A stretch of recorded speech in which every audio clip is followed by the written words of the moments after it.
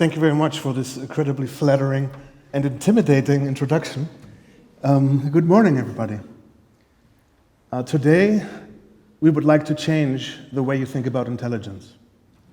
And when I say we, I mean 6 research organizations from the Berlin area.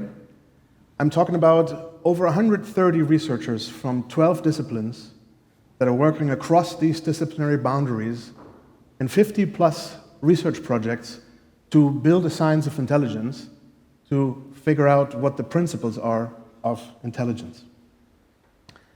Before we can embark on this journey, I need to give you a little shorthand trick, because we don't always say science of intelligence. We abbreviate that with SCIoI. So you will hear us say SCIoI a lot throughout the day, and whenever we say that, what we mean is this research cluster, the science of intelligence. My job in the next 28 or so minutes will be to provide a framework for you, to provide a context of the things that you will see so that you can put everything in place as you move throughout the day. I want to do 4 things in order to prepare you. And the first thing, obviously, is that we need to talk about what is intelligence. And just to set expectations right, we don't have an answer. Nobody has an answer. This is why, one of the reasons, why we need a science of intelligence. I will give you more reasons in a minute. The word AI was mentioned a lot, and certainly when you open the newspapers or any of your favorite news websites, you will hear artificial intelligence a lot. And I would like to take a minute or 3 to talk about how SCIoI is different from what we generally consider artificial intelligence in the news. Not from the way artificial intelligence was originally planned when this discipline was founded. And based on the answers to these 3 questions, I would like to also give you an overview of how we approach intelligence research within SCIoI. But let's get started with the question of what's intelligence. I already told you that I don't really have a good answer, and in order to still give you some useful information, I'm going to resort to a visual metaphor, to an analogy. Here you see a painting. Most of you will have recognized it. It's a painting by Jackson Pollock, abstract expressionist painter, one of the most famous and iconic painters in modern art. His paintings, or the most expensive painting, sold for $750 million. Billion, not million, billion. And I'm using him as an example because in 1945, in his life, there was an event that drastically changed, not just his life, but also the way that he painted. In the beginning of 1945, this is a typical painting for his style. It's abstract and it's expressionist, okay? But it's also kind of figurative and it's kind of, it's very different from the painting I showed you beforehand.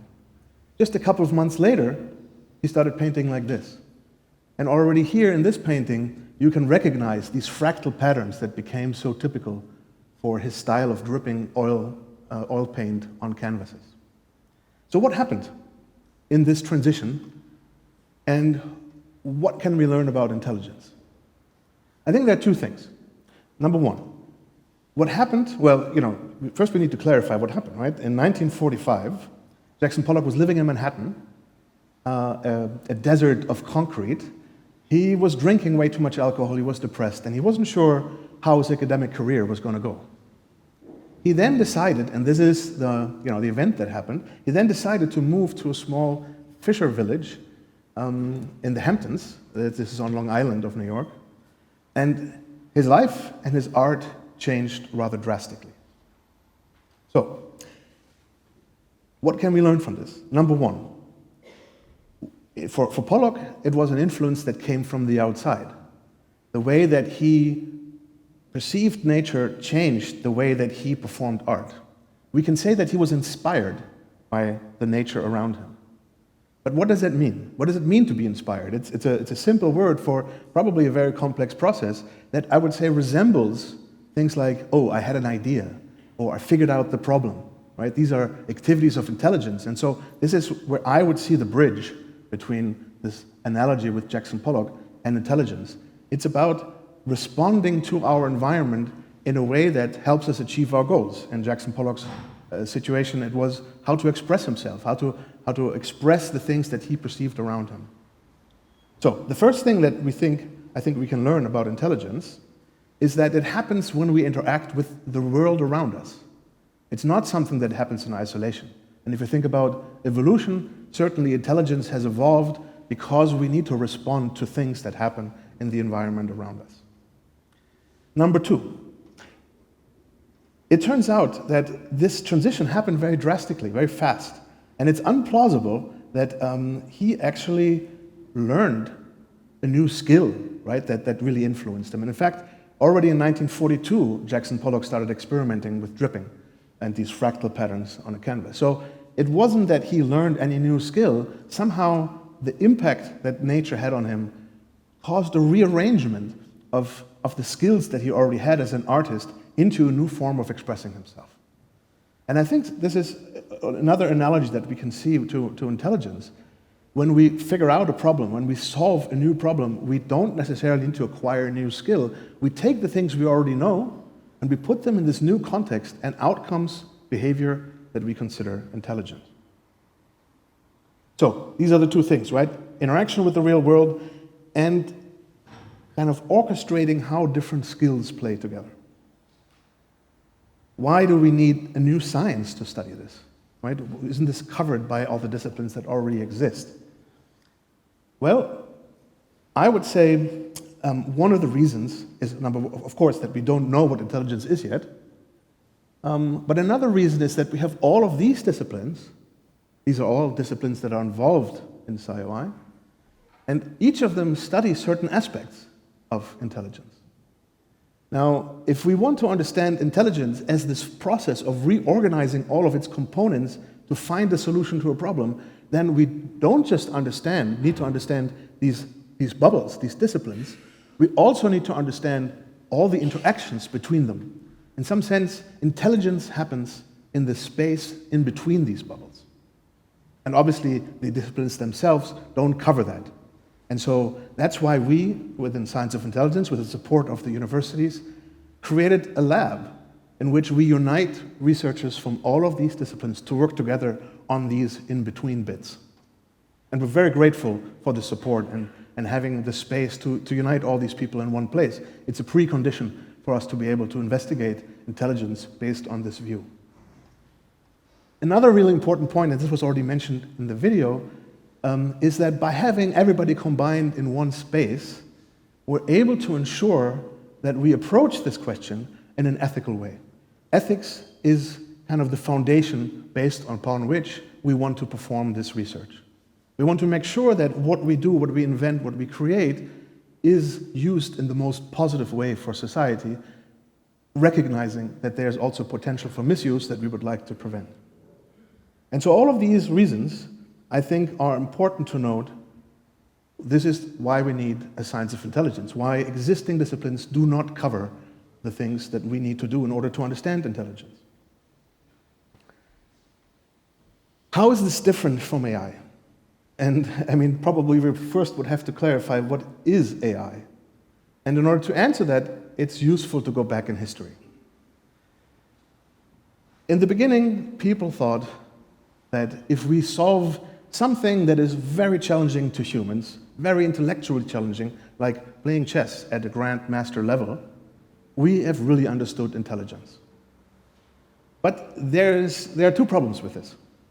Number one, I'm not sure how many of you in this room are capable of playing chess at the grand master level. Few, I would suspect. But still, all of you would consider yourself intelligent, and rightfully so.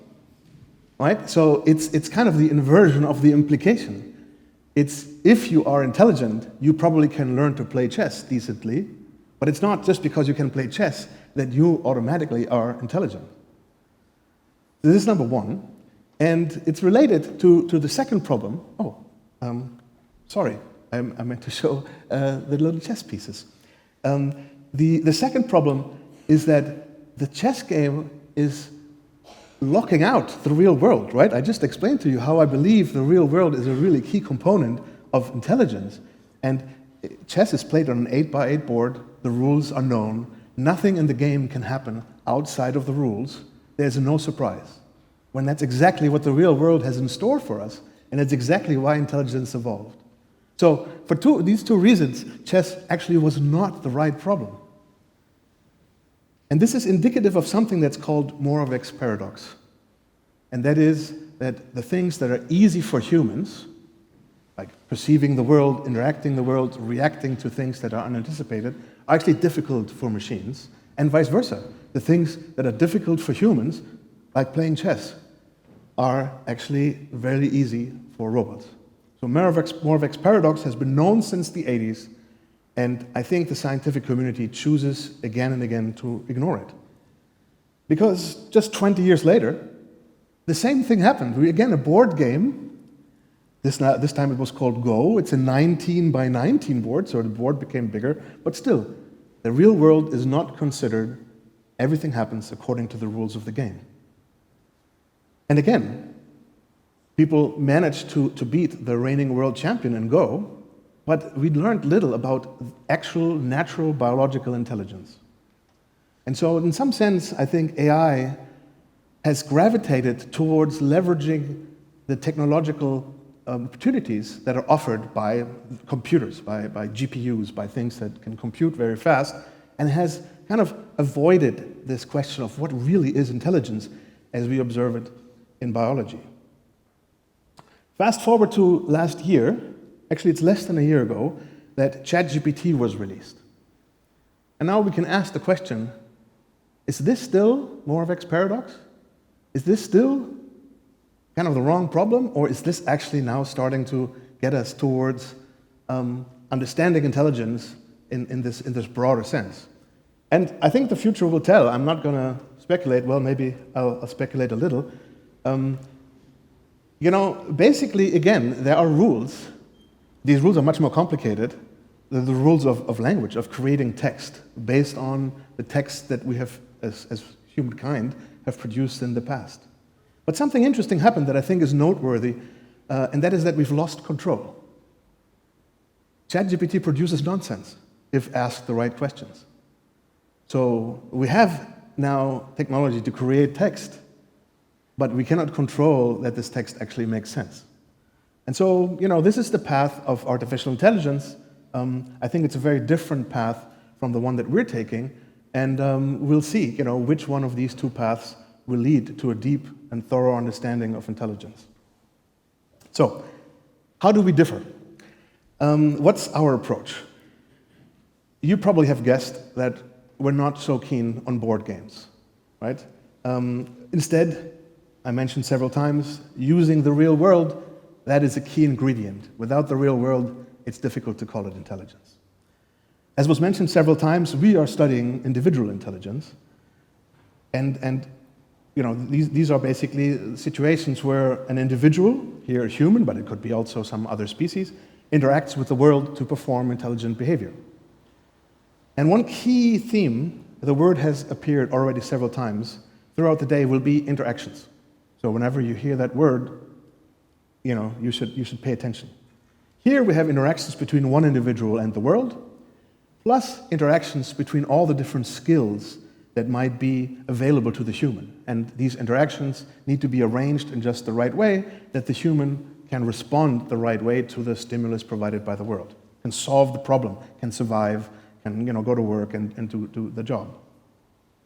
We also study social intelligence, which is a situation where we have several individuals that interact together. So we add a new type of interaction. Right? There's still the interactions inside the agent, if you want, inside the human. There are still the interactions between the individuals and the world, but there are also now social interactions between the individuals in the group. Or we could go one step further and we could create a large group. We call this a collective. And we could watch the interactions between these individuals, the interactions inside the individuals, and the interactions of the whole collective with the world. So we really think about these three topics as different types of interactions being used to create intelligent behavior. As you go throughout the day, I invite you to remember different interactions. You will see in the different talks different types of interactions exposed to you, and maybe you can recall this picture and place the talk that you see in the right bucket. I only drew humans here, but we have other species in the cluster, for example, robots. We can have a robot we're going to try to build robots that behave intelligently.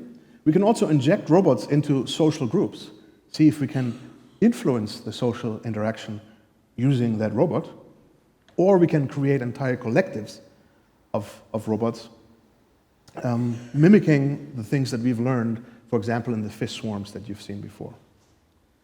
But humans and robots are not the only two species we have. You've already seen we study birds, we study mice, we study fish. And the reason for this is that we can compare how these different species behave intelligently in similar situations. And from the differences, we can learn more about intelligence than we could by just studying one species in isolation. So again, I invite you throughout the day, pay attention to how we study different species and how the comparison between the species allows us to gain insights. A third point is important. I talked about components and interactions between these components.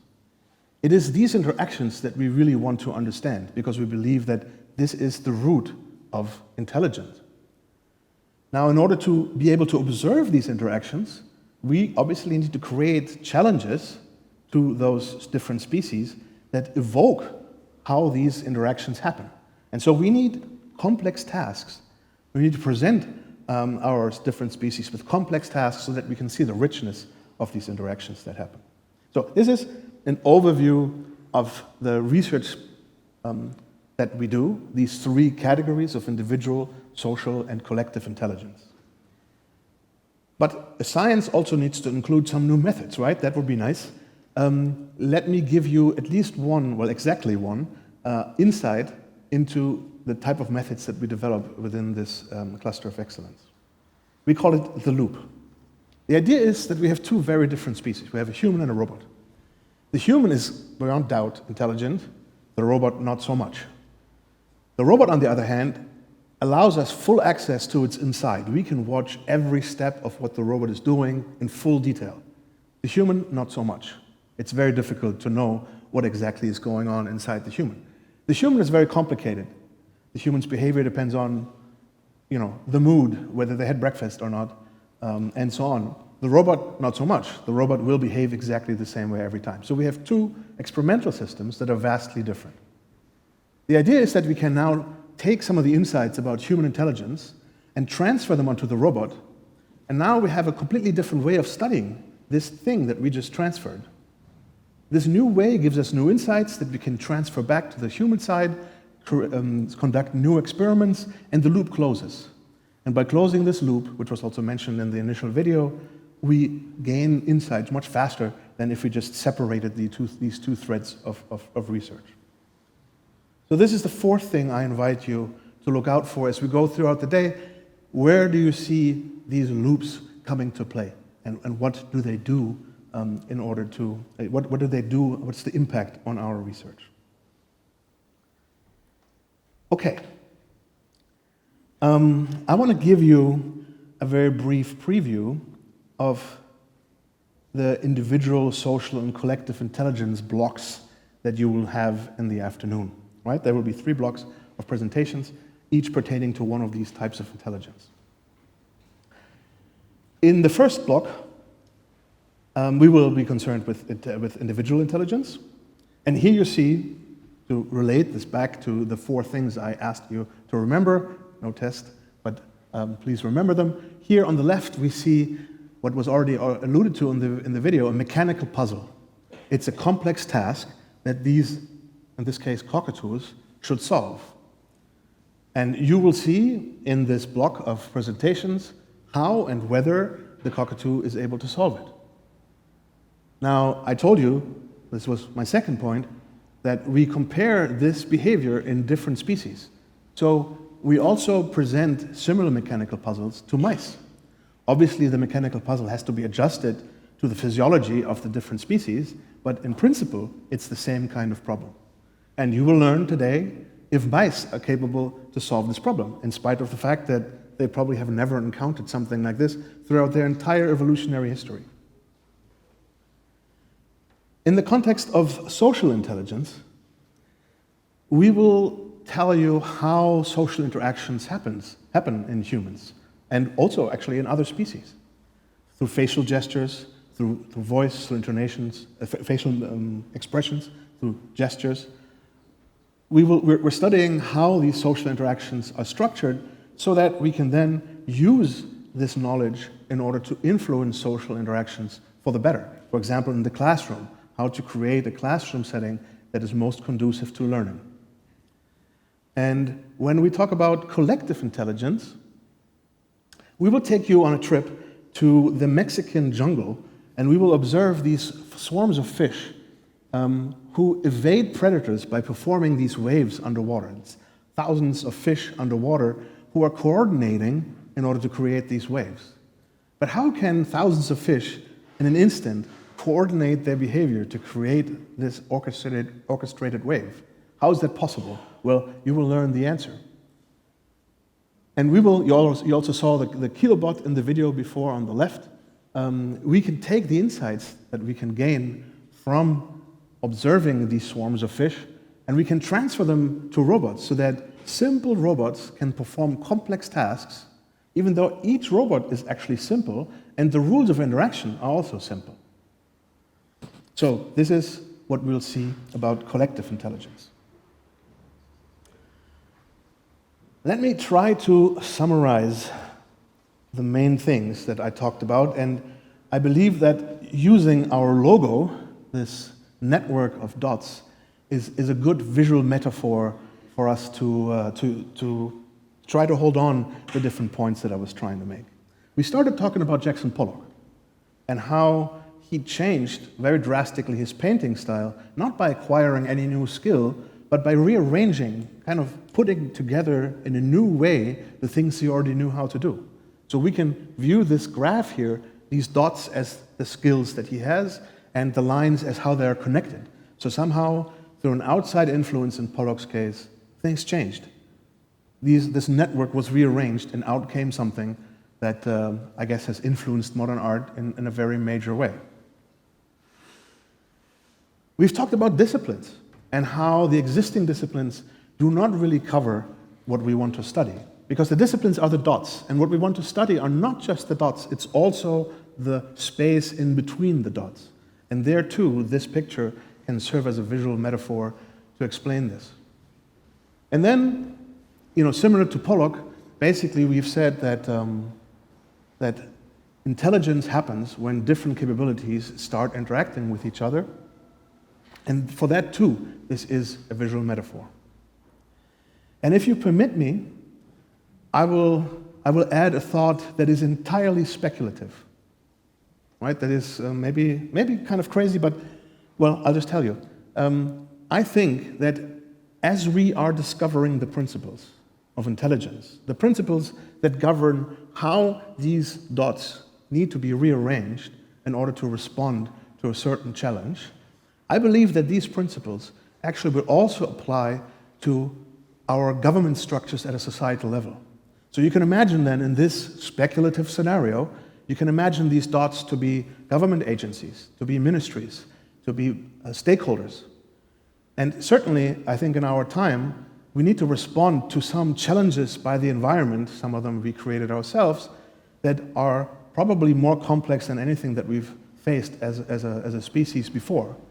And I think it would be certainly very good for us if we could arrange the societal governance structures in a way that they respond intelligently. I think we've all experienced frustration with the response of all kinds of organizational structures in society to the challenges that we're confronted with. And so my future prediction, my pure speculation, right, is that the principles that govern intelligence in all the species that we study will also apply at a higher level of abstraction. And so I think that the science of intelligence could also evolve into a science of organization of structures. I think we're making good progress. We're really beginning to identify principles. I told you in the beginning that we don't know what intelligence is. I think we're starting to have actual answers. They're still vague, and complex, I think, so they would probably have been, I would have had to have more time in order to talk about this. But I think that we're really on a good way to answer these fundamental questions about intelligence. So, what remains for me to be done is to give you a very sneak preview of the exhibition. We talked about complex tasks, we talked about different species. You saw cockatoos and mice solving these mechanical puzzles. If you go over there to the exhibition, you will see a robot solve a similar mechanical puzzle. Again, the form factor has been adjusted for the robot.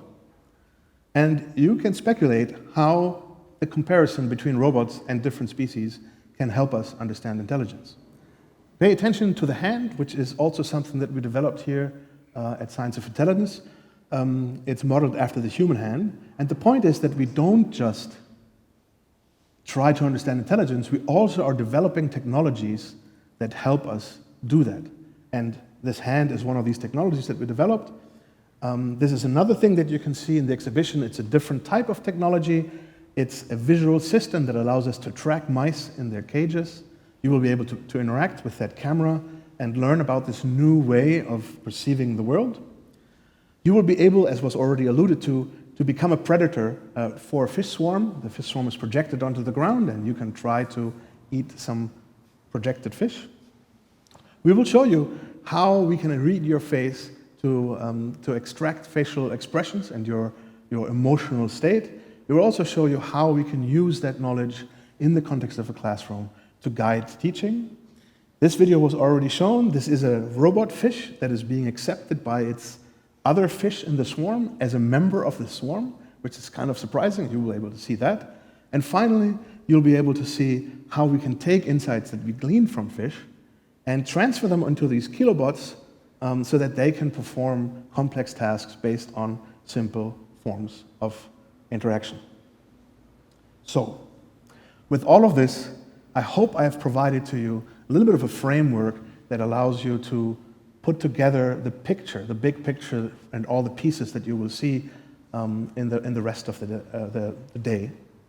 And I think the last thing that I would like to say to you is, please enjoy the intelligence around you that includes people, but that also includes the intelligence that you will see in the exhibition and in the talks throughout the rest of the day. Thank you very much.